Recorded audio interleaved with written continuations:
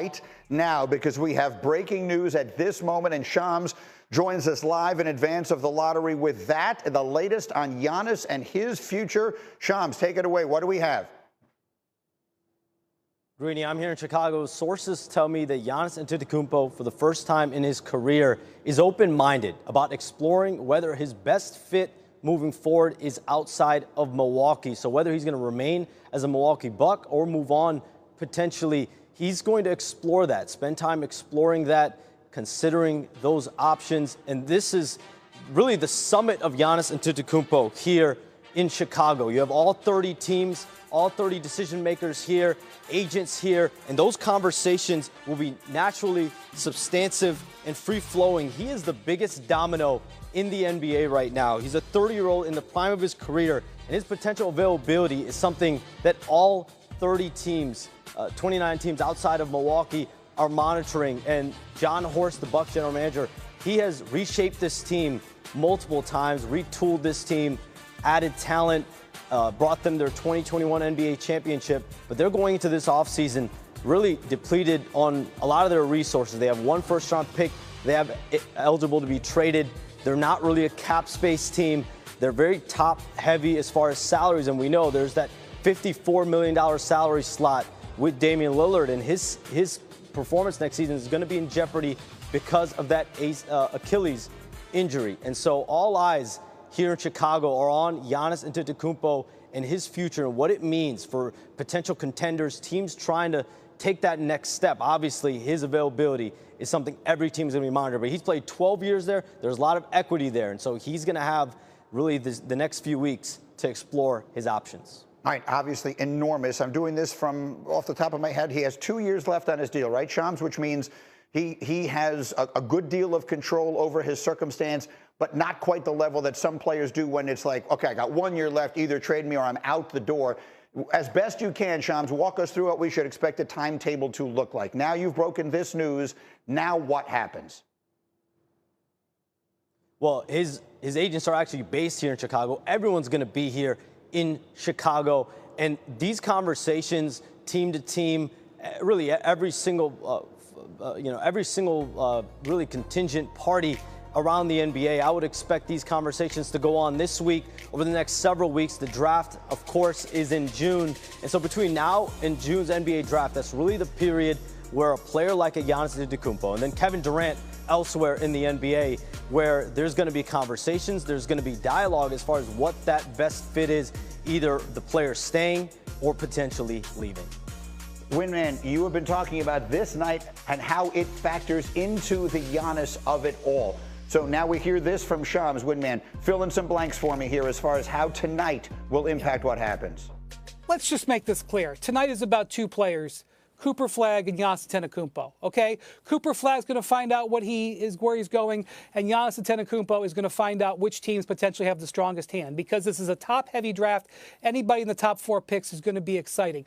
Two things you have to know about the Bucks when you consider a trade. Number one, the Bucks do not control their first-round pick for 5 years. That means if the Bucks are going to trade him, thinking that they're going to tank for the next 3 years and rebuild is not going to happen. They need quality players, and the other thing that you need to know is if you're going to trade Giannis to a team that's going to be a super team, getting that team's draft assets is not exciting because they're not going to be very high picks for the next few years. So you're going to look at teams that have players to trade and other teams' draft assets that they can trade besides theirs. So San Antonio and Houston, San Antonio and Houston, San Antonio and Houston. Pay attention there.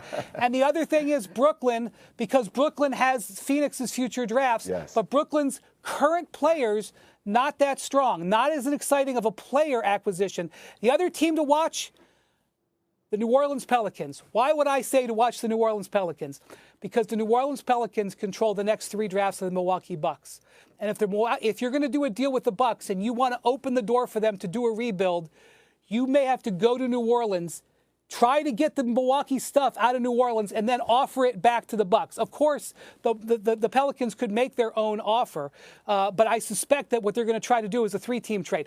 All of these things will be clarifying once Giannis makes a decision and once we see what the lottery results are tonight. That's why he is the best, because he answered my question before I actually asked it. Greeny, I'll just tell you this. Look, all the assets need to line up. But San Antonio does have the environment that I feel is something that is very Giannis-like, right? It's very home-like. It feels kind of similar to Milwaukee, but the weather's warmer. And that and Wemby together is a scary combination. Monica. That is Giannis, terrifying. the same. Where? Just give me a spot. Give me a spot that Giannis walks into now. And again, we don't know what they would have to trade, but that he walks into and you're like, oh, that's the title right there. Of all of the places that Wendy just rattled off, I personally am most curious about Houston because to me, they seem to be the closest. Now, granted, if Wemby is healthy, you could see how does San Antonio play out. But at this point in his career, he's not just looking to be a new centerpiece in a fresh city. He's looking for the opportunity to win. Okay, everyone stay where you are. Shams, awesome. Stay with me if you can. Live in Chicago ahead of the draft lottery tonight. Wendy, we're all here. We're going to stay with this story. Giannis. All right, we are back on Get Up. Huge hour on the way. Monica will be right back. Jay is with us here today. We are live above the Heineken River Deck at Pier 17. Come on, you're late for the team huddle. That's all right. The game has started. We already have the jump ball. Hour number 2 begins here with enormous news. The Win Man is with us, and Shams has jumped in with breaking news just in the last 15 minutes about Giannis Antetokounmpo, and quite candidly, it could reshape the entire NBA as we know it. Shams, huge audience joining us here at the top of the hour. What is the news this morning?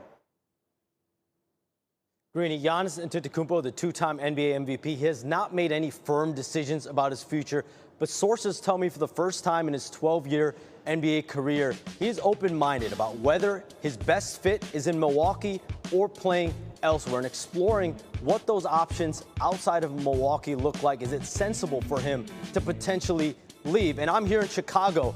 This is the summit of Giannis Antetokounmpo. All 30 decision makers are descending upon this city now.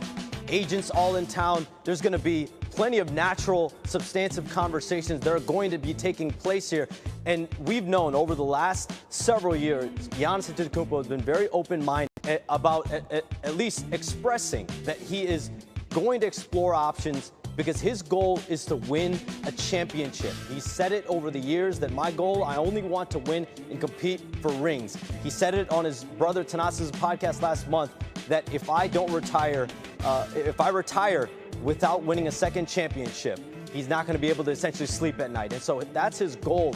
What is that best long-term fit? And for the Bucks part, of course, they want to continue to build around Giannis Antetokounmpo, but they're going into an offseason where they have one first-round pick that they can trade 6 years from now. They don't necessarily have cap space. They have top-heavy salaries. And again, that $54 million contract on their books for next season with the Damian Lillard, whose season is in jeopardy next year with that Achilles tear. So Giannis, for the first time as a Milwaukee Buck, is open to exploring what it looks like potentially outside of Milwaukee. Shams, considering Giannis won a world championship in Milwaukee, obviously this is about getting assets in return for Milwaukee and the Bucks. But how much of a say will Alex Ratzis, his agent, and Giannis actually have in where he goes? Jay, Bucks ownership, John Horst, their general manager, they've built a lot of equity. That's been a long-standing relationship, not only with Giannis Antetokounmpo, but his representatives, including Alex Ratzis. And I think those conversations have always been going on. I do expect both sides to meet at some point here in the offseason for a larger, broader discussion. But between now and June's NBA draft, there's going to be plenty of conversations that's going to go on. Teams are going to be reaching out to the Bucks. There's going to be a lot of due diligence that's going to happen. Most of it's going to happen this week in Chicago at the Combine ahead of this lottery and throughout this week. But there's going to be a lot of back and forth communication, of course, between the Bucks and Giannis' side. Let me bring Wendy into the conversation here. And Sham, stay with me as we'll continue with this. Winman, for the audience just joining us here at the top of the hour, run us through what you think are the most important points here, particularly as it relates to tonight's draft lottery and how all that shapes out. It's a very monumental day in the NBA because we have the Cooper Flag lottery tonight. There's a team that's going to win the draft lottery tonight that's going to draft Cooper Flag. And even if one of these teams that we think is going to get Giannis or interested in trading for Giannis, if they win the draft lottery, I don't think anybody could be talked into trading that pick. But we'd see about that. And now the second thing about tonight will be the Giannis position of it. not because a team like Charlotte or Washington potentially could get the second or third pick, but because there's some teams that are real contenders for Giannis who are in this lottery. I'm going to give you three. One, San Antonio. They have a great group of young players. With the last two rookies of the year in Victor Wembanyama and Stephon Castle. They traded for De'Aaron Fox. They have a bunch of draft assets, and they've got 2 picks in the lottery tonight. One of them is this Hawks pick that's not on the screen right now, but you put this stuff together, they could offer potentially 2 lottery picks in this draft if they wanted to put an offer together for Giannis in addition to players on their roster. The other team I'm going to point out, we have the Suns here, but really that's the Rockets pick. The number 9 pick for the Suns is the Rockets. They have a 4% chance of winning it, a 17% chance of getting to the top 10. This is a team that has a bunch of draft assets that are not theirs that they could offer in a deal for any star player, but specifically a player like Giannis, who is 30 years old, would match more to their core. San Antonio and Houston, very interesting the way they come out tonight.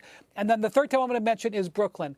Big market, has been hunting and preparing to try to make an offer for Giannis for a while. If they get a pick that jumps up into that top 4 tonight, it strengthens their hand in potentially making an offer for Giannis Antetokounmpo. Okay, I feel an obligation to ask the question, Windy, I'll start with you or Shams, like, reading Twitter, and obviously, as I mentioned the other day, there are very few Mensa meetings are held there. But if you just sort of look at all the stuff that gets thrown out there, the whole world wants to know, well, can he wind up with the Lakers? Can he wind up with the Knicks? Can he wind up with one of the big glamour franchises? What does the reality of all that look like, Winman? So he's got 2 years on his contract. That means he doesn't have to work with the Bucks. A team that traded for him would know they would have him for 2 years. But it would be better for all parties if the Bucks worked with Giannis and then there would be a contract extension put in place when he was traded. If a team that was trading for him knew they were going to have him basically for the rest of his prime, their offer would increase. And what I will tell you about Milwaukee is this. Milwaukee does not control their draft for the next 5 years. That means if you're going to the trade machine and you're putting together a package of draft picks where the Milwaukee is going to stink the next 3 years, that's not attractive to them. They don't control their draft picks. They need players back. They would also like draft picks for Giannis. And by the way, if you're going to offer a draft pick for Giannis and you're getting him and creating a super team, the Bucks aren't going to be excited about getting your draft picks for the next few years. So ideally, the Bucks want players, and they're going to want other teams' picks. There are several teams who have this exact package, including San Antonio, Houston, and Brooklyn. That's one of the reasons why you say that. Now, because a lot of people are going to wonder about the Lakers, could the Lakers make an offer?